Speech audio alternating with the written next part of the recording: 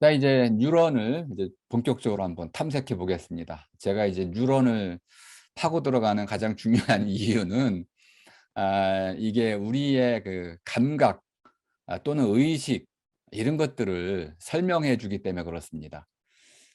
설명해 낼 수 있는 전 밑바탕이 된다고 생각을 하고요. 제가 이제 다음 시간에 이제 알아차림, 의식을 이제 알아차림이라는 말로 바꿔 드릴 텐데 아마 인터넷 유튜브에 들어가셔 가지고 알아차림을 치시면은 명상이 주로 나올 겁니다. 명상. 이게 이제 불교의 한 분이 이제 알아차림 해 가지고 깨달음이라는 걸 이제 알아차림이라고 이제 하시면서 이런 현상이 일어났는데, 우리말 알아차림을 제대로 이해하려면 명상으로 이해하시면 좀 곤란합니다. 그래서 그것도 이제 조금 설명을 드릴 텐데, 자, 이제 뉴런에 보면 이제 뉴런의 이제 어떤 중요한 특징 가운데 하나가, 뉴런은 정보를 전달하는 나르는 거라고 했잖아요. 나르는 거. 이쪽에서 저쪽으로 어떤 정보를 날라주는 건데, 이곳에 있던 것을 저곳으로, 저곳에 있는 것을 이곳으로, 또 옆에 있는 것을 다른 쪽으로. 예를 들어서 뉴런은 가지가 한 1000개쯤 됩니다. 하나의 뉴런에. 뉴런을 이제 세포로 이해하셔야 되죠. 이게 C집이라는 집 안에, 집에 골목이 1000개쯤 달려 있는 거죠.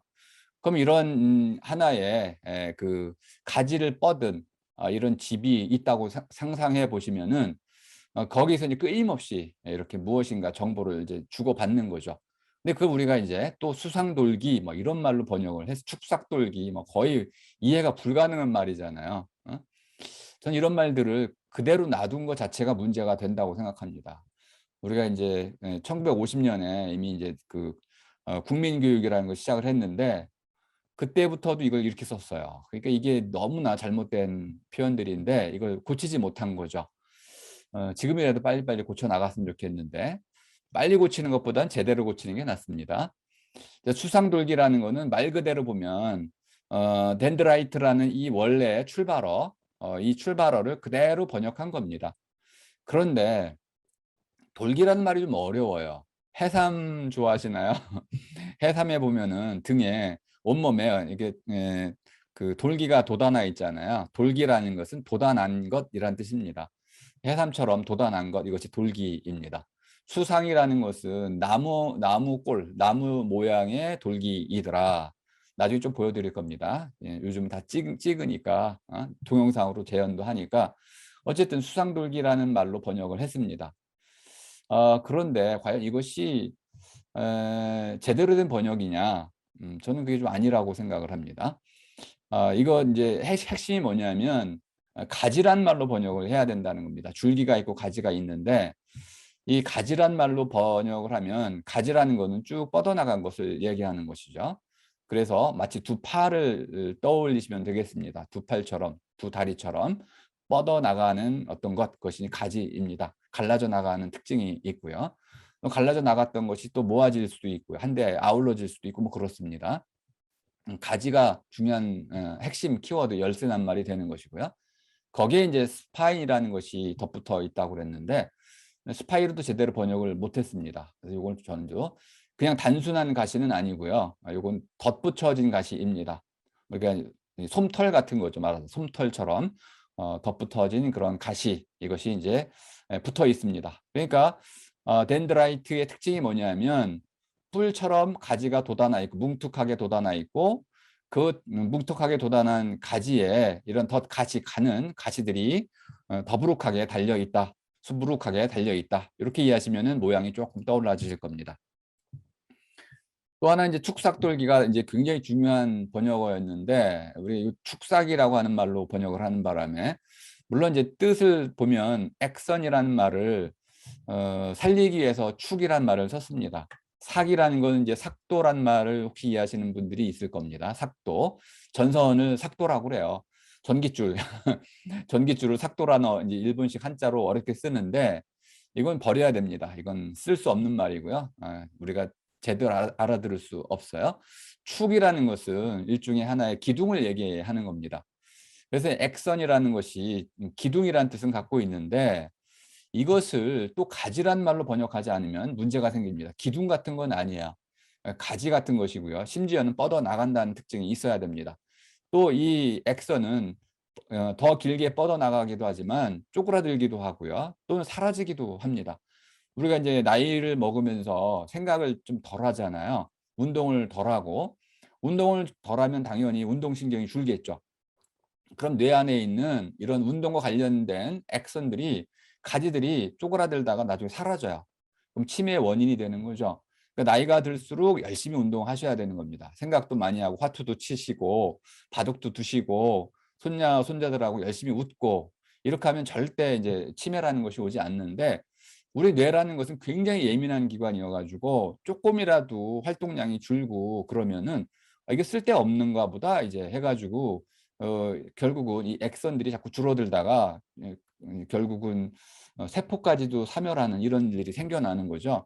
긴 가지, 가지라는 말로 이해하는 것이 핵심이다. 이렇게 이해하시면 되겠습니다. 아까 인제 뭐 미엘린 뭐 이거 설명을 좀 드리다 말았는데 이 가지에는 속도를 높이기 위한 장치들이 몇 가지 있습니다. 그래서 아무튼 요건 넘어가겠습니다. 나중에 혹시 인터넷 찾아보시면 다 나오는 것들이니까. 자 인제 중요한 이게 안 나왔지? 잠시만요. 네. 인제 우리 이제 신경학에서 가장 중요한 낱말이죠. 시냅스. 시냅스 번역을 못 했습니다. 뉴런과 뉴런이 이게 지금 뉴런의 한쪽이 이제 우리 큰 긴 가지고 길게 뻗은 가지고요.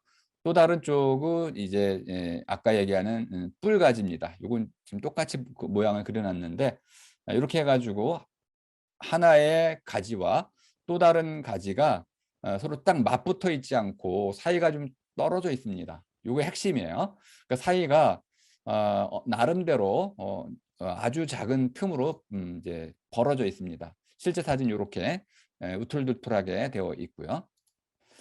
자 시냅스라는 것은 기본적으로 그냥 고대 그리스 말이기 때문에 어려운 말이 전혀 아닙니다. 우리가 많이 쓰고 있는 거죠. "야 붙여라." 할 때 붙임표라 쓸 수 있죠. 시냅스는 붙임표란 뜻입니다. 이것 우리가 이음표라고도 이제 국어학에서 쓰죠. 이음표 또는 붙임표 또는 이제 이음매라고도 할 수 있는데 또 하나는 접속사를 뜻하기도 합니다. 컨정션. 예? 그러니까 시냅스라는 거는 접속사. 그리고 그러나 그러네 그런데 뭐 해 가지고 앞에 문장하고 뒷 문장을 이어주는데 그 사이가 끊어져 있어요. 마디처럼 끊겨 있습니다. 그러면서 이어주고 있는 거죠. 이게 시냅스입니다. 그러니까 접속사를 떠올리시면은 시냅스는 아주 쉽게 이해가 되는 것이고요. 그다음에 이 나르실 아까 뉴런이죠. 뉴런 한 개가 갖는 이 사이 부치 저는 이제 이걸 사이 부치라고 이제 번역을 하고 있는데요. 사이라는 것은 틈이 벌어져 있는 곳을 얘기합니다. 너와 나 사이. 너하고 나하고는 아무리 가까이 붙어도 같이 붙어 있어도 그 사이에 틈이 있을 수밖에 없습니다. 그러니까 사이 부치라는 말을 잘 이해해 보면 사이 부치는 하나가 되는 건 아닙니다. 피부치처럼 아빠와 아들이 피부치이지만은 똑같은 두 명이지 하나가 되는 건 아니죠. 그러니까 부치라는 말은 결국 서로 다른 것들을 붙었다, 붙였다 이런 뜻이기 때문에 다르다라는 것을 전제하고 있습니다. 그러니까 사이 부치라는 것도 마찬가지로 서로 다른 것들을 한데 붙인 것이고 그 사이가 있다. 인제 뭐 제 호가 사이이기도 한데요. 제 집사람 호는 제가 사이 없음이라고 붙여 줬는데 어쨌든 사이가 있다 없다라는 것은 가까움하고도 연결되는 말이고 아주 시간이라는 것도 때와 때의 사이, 공간이라는 것도 곳과 곳의 사이. 이 사이라는 말은 인간은 사람과 사람의 사이 이렇게 부를 수 있는 건데요. 사이라는 것은 서로 다르다라는 것을 전제로 하면서도 가까이 붙어 있다는 것을 이제 요구하는 그런 낱말이 사이입니다. 그러니까 사이가 붙어 있는 그런 영역이 바로 시냅스 영역이다. 이렇게 이해하시면 되겠습니다. 시냅스가 중요한 이유는 정보를 전달해 주기 때문에 그렇다는 겁니다. 그럼 왜 이런 방식으로 정보를 전달할까? 그게 굉장히 어려운 질문입니다. 왜 시냅스 방식으로 정보를 전달하는 걸까? 정말 전산처럼 그냥 쭉 한 줄로 이어서 전달하면 쉬울 텐데 왜 중간에 시냅스를 둬 가지고 끊어서 이어서 전달할까? 끊고 있는 방식으로 전달할까? 이 부분이 철학적으로 어마어마하게 중요하다고 저는 생각합니다. 자 나르실 이제 뉴런을 전부 나르실이라는 말로 바꾸겠습니다. 이 나르실 한 개가 갖는 사이부치의 수가 대략입니다. 사람마다 다르고 뭐 또 종마다 다릅니다. 동물과 식물 아니 이제 동물 가운데도 사람과 원숭이들 좀 다르고요. 어쨌든 대략의 수는 어떤 경우에는 뭐 3,000개, 8,000개 요 사이가 된다고 하는데 평균 내면 5,000개쯤 된다고 알려져 있습니다. 뭐 직접 세어보지는 않았지만은 요거 계산을 하는 법이 있어서 이렇게 이제 5,000개쯤으로 그러면 이제 뉴런이라는 걸 하나의 세포, 하나의 C 집이라고 한다면 이 집에는 연락망이 5,000개쯤 깔려 있다는 겁니다. 그러니까 인터넷선이 한 5,000개쯤 깔려 있다는 겁니다.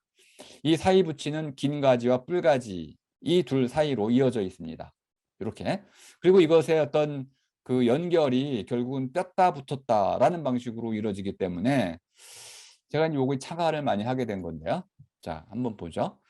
우리 이제 그 긴 가지 끝에서는 그게 이제 막혀 있는 게 아닙니다. 이렇게 그 안에 하나의 물질들, 그의 단백질, 프로틴들이 있어 프로틴 종류가 한 40가지쯤 되는데 이 프로틴의 종류들이 쭉 있다가 이것이 긴 가지 끝에서 시냅스 영역으로 사이 틈 사이로 쫙 뿌려집니다. 이렇게. 그럼 이렇게 이제 긴 가지들 사이사이에 이렇게 뿌려진 프로틴 덩어리들이 이렇게 떠다니게 되죠. 근데 이것들이 하나의 방향을 갖고 쏴지는 겁니다. 그러니까 내뿜어진다고 이해하시면 되겠습니다. 확 내뿜어지면은 한 방향으로 이것이 흘러가요. 그리고는 뿔가지에서 이것을 빨아들이게 됩니다. 그러면 이제 하나의 정보가 전달이 되는 방식이 생겨나게 되는 것이죠. 이것을 우리가 이제 하는 과정이 뉴로 트랜스미터라는 말인데 이것도 굉장히 중요한 말인데 조금 번역에 실수가 있었습니다. 과학적인 용어들은 아주 정확해야 되는데 좀 실수가 있었는데요. 신경이란 말 자체가 좀 문제가 있었다고 말씀드렸죠. 전달 물질이라는 말을 가지고 한번 생각해 보면 신경을 전달하는 물질이라는 뜻으로 번역이 됐습니다. 그러니까 뉴로트랜스미터가 신경을 전달하는 물질이라고 이렇게 번역이 됐는데 이건 물질이라고 보면 안 되는 겁니다. 이건 하나의 시스템으로 봐야 됩니다. 그러니까 트랜스미터 할 때 미터란 전송기기, 전송하는 기기, 기계, 장치 이렇게 이해를 해보셔야 됩니다. 그러니까 어떤 나르실에서 신호를 주고받는 그런 장치로 이해를 해야 된다. 그래서 시스템으로 보아야 한다. 시스템이라는 것은 기둥을 함께 세워둔 겁니다. 한국의 이 한옥을 지을 때 보면은 기둥이 중요하잖아요. 기둥들 서양도 마찬가지입니다. 도리아식 우리 파르테논 신전 보면 기둥들을 쭉 박아놨죠. 기둥들 위에다가 지붕을 얹어 놓으면은 그게 집이 되는 겁니다. 그러니까 기둥이라는 것이 어떤 건축물의 핵심을 이루는 겁니다. 그러니까 시스템이라는 것은 바로 기둥을 함께 세워놓다 이런 뜻인데 나르실과 나르실 사이에서 뭔가 정보를 주고받는 기둥 그것이 바로 뉴로 트랜스미터라는 말의 의미가 되는 것입니다. 이걸 저는 어쨌든 건넨다라는 말로 이해를 해줘야 된다. 건네주는 장치 자체는 중립이어야 합니다. 중립이어야 하기 때문에 이쪽에서 저쪽으로 이런 주관적인 해석 없이 잘 전달해 줄 수가 있습니다. 그럼 이런 물질들, 요게 이제 물질이죠. 그죠? 프로틴들. 뿌려지는 프로틴들은 이렇게 종류별로 몇 가지가 한 널리 알려진 것만 소개를 해드리겠습니다. 아세틸콜린이라는 것은 무엇인가 우리 활동을 억제하는 그런 거죠. 이거 뿌려지면은 우리가 이제 안정을 취하게 되는 것이고요. 반대로 아드레날린하면 흥분하게 되죠. 강화하게 되는 것이고요. 도파민 같은 거 많이 알려져 있죠. 우리 행복 또는 쾌락 이런 것들을 일으키는. 그래서 우리에게 이제 어떤 쾌각 중추, 맨 앞에 A10 신경계 이런 데서는 도파민이 많이 분출이 됩니다. 옥시토신 같은 경우는 공감. 우리가 이제 유대감이라든지 또는 진정한 의미의 깊은 정서적인 이런 공감을 느낄 때는 옥시토신 이런 것이 필요한 것이고요. 세로토닌 같은 경우는 이제 잠잘 때 행복해지는 거죠. 잠잘 때 편안하게 자는 것들. 노르 아드레날린 같은 경우는 이제 심박수를 이제 증가시켜 가지고 어떤 일을 할 때 우리가 어떤 흥분 상태에 스트레스를 좀 강화시키는 일들을 하게 되고요. 우리가 이제 어떤 고통 상태에 빠지게 되면은 고통을 안정시키는 그런 이제 하나의 호르몬들이 나오게 되는데 엔도르핀이 나오게 됩니다. 뭐 이런 식으로 해가지고 각자 요즘 많은 기능들이 연구가 되어 있습니다. 자, 이걸 저는 프로틴 불똥이라는 새로운 말로 좀 설명을 좀 드리겠습니다. 불똥이란 말은 어릴 때 지불놀이 해보셨는지 모르겠네요. 저는 시골 출신이어가지고 이제 그 지불놀이 이런 것도 많이 하고 놀았는데 지불놀이 하다가 이제 집어 던지잖아요. 하늘 높이 던지면 터지면서 땅에 떨어지면서 불똥이 튀는데 불에서 튀어나오는 불꽃들, 그것을 불똥이라고 합니다. 그래서 제가 이름 붙이기를 이제 프로틴 불똥이라고 했는데, 긴 가지, 액선이죠. 축삭돌기라고 하는 긴 가지로부터 이건 제가 이제 비유적으로 다 쓴 겁니다. 일제 사격을 하는 것처럼 프로틴 어떤 덩어리들이 시냅스 사이로 내뿜어집니다. 이건 이해가 되시죠? 우리 이제 에어로졸처럼 딱 내뿜어집니다. 이 아궁이에서 불티가 어둠 속으로 튀어오르는 것과 비슷하다. 이런 비유를 쓰는 이유는 실제로 그렇게 일어나기 때문에 이런 비유를 쓰게 됩니다. 근데 이렇게 불티라는 것이 뭐냐? 그럼 요 불티 하나하나를 혹시 계산할 수 없을까요? 이거 좀 생리학자들도 이거 하더라고요. 뭐냐면 불티라는 것은 하나의 점과 같은 모양을 갖고 있다고 그럽니다. 그럼 이 점이라는 것은, 이 점이란 말 잘 보면은 여기 이제 거물 흑자를 좀 써놨잖아요. 거물 흑. 이게 무슨 뜻이냐? 불똥이 옷에 튀어가지고 어딘가 달라붙어가지고 검게 된 것, 이거 점이에요. 점이라는 건 우리말로는 티란 뜻이 되겠네요. 불티, 불꽃이 튀어가지고 어디 달라붙어가지고 까맣게 바뀌었어요. 이것이 티가 생겼다고 할 수 있는데, 불티, 이것이 바로 점이란 뜻입니다. 한자의 점도 똑같습니다. 어, 이 점이라는 것을 우리가 그래서 불티로 이해할 수가 있다는 겁니다. 근데 이 불티가 다른 것에게 또 불똥을 피워가지고 또 다른 방식으로 이렇게 또 하나의 불꽃을 피울 수가 있습니다. 그럼 불꽃에서 불꽃으로 계속 이어져 나가는 이런 하나의 어떤 릴레이, 이어달리기가 가능하다는 걸 알 수 있습니다. 서져나간 불티가 먼지가 바람에 흩날리듯 퍼져나갈 수 있다는 겁니다. 그럼 프로틴 불똥이라는 것이 긴 가지로부터 나와가지고 뿔가지로 이것이 이제 받아들여지게 되는 것이죠. 빨아들인다라고 썼는데요. 빨아들인다는 말은 실질적 표현으로 쓴 겁니다. 뿔가지는 예를 들어서 칼슘이라든지 나트륨이라든지 이런 것들을 자기가 주로 받아들이는 것들을 집중적으로 빨아들이고 나머지는 빨아들이지 않습니다. 이렇게 선택적으로 빨아들이기 때문에 정보 전달이 가능해지는 겁니다. 네, 이렇게 하나 영상을 보면 뭐 설명이 필요 없죠. 아마 다 이해하실 수밖에 없는데요.